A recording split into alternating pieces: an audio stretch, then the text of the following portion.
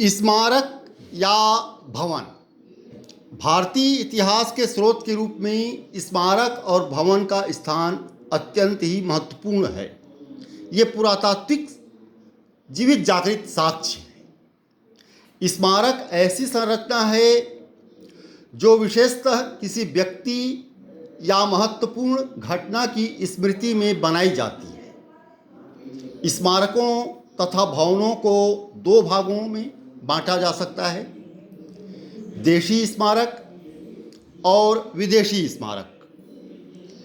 विदेशों से प्राप्त स्मारक में दक्षिण पूर्व एशिया से अनेक स्मारक मिलते हैं, जिसमें जावा का बोरोबुदुर स्तूप तथा कंबोडिया के अंकोर वाट मंदिर का उल्लेख किया जा सकता है। बोरोबुदुर स्तूप को महायान स्तूप भी कहा जाता है।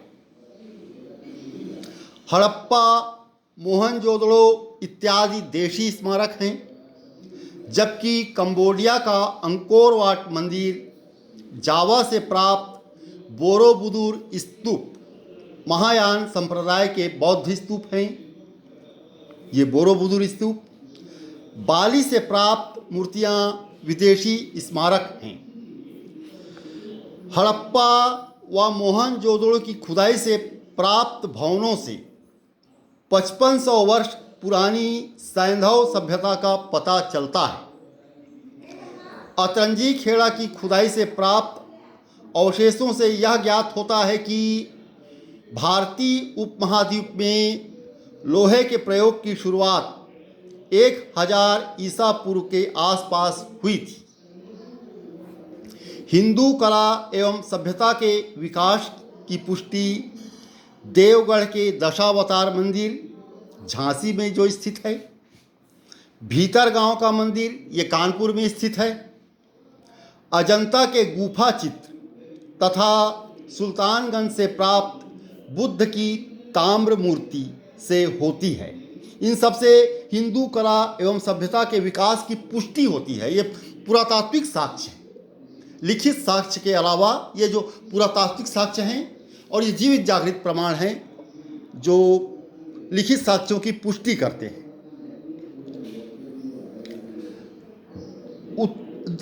दक्षिण भारत में तंजौर का राजराजेश्वर मंदिर द्रविड़ शैली और उत्तर भारत में कंदरिया महादेव खजुराहो का मंदिर नागर शैली के सर्वोत्तम उदाहरण हैं।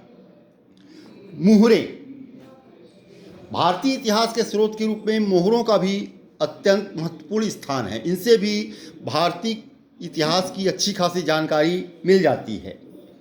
मोहरों से प्राचीन भारत के व्यापारिक, आर्थिक व धार्मिक जीवन के बारे में जानकारी मिलती है। इसकी सहायता से मोहनजोदड़ो, हड़प्पा व बसाड़, ये वैशाली बिहार में स्थित है, बसाड़ आदि से प्राप्त मिट्टी की मुहरों पर बनी धार्मिक आकृतियों से उनकी धार्मिक स्थिति का आकलन किया जाता है। मुद्राएं और सिक्के। सिक्कों के अध्ययन को मुद्रा शास्त्र कहा जाता है। प्राचीन राजाओं द्वारा ढलवाए गए सिक्कों से पर्याप्त ऐतिहासिक जानकारी प्राप्त होती है।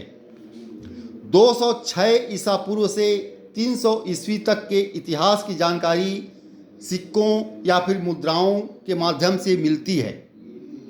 आरंभिक भारतीय सिक्कों पर प्रतीक चिन्ह मिलते थे, किंतु बाद के सिक्कों पर राजाओं एवं देवताओं के नाम तथा तिथियों का अंकन मिलता है।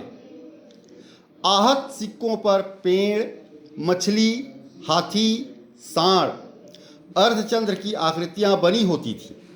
बाद के सिक्कों पर तिथियां, राजाओं एवं देवी देवताओं के नाम अंकित होने लगी थी।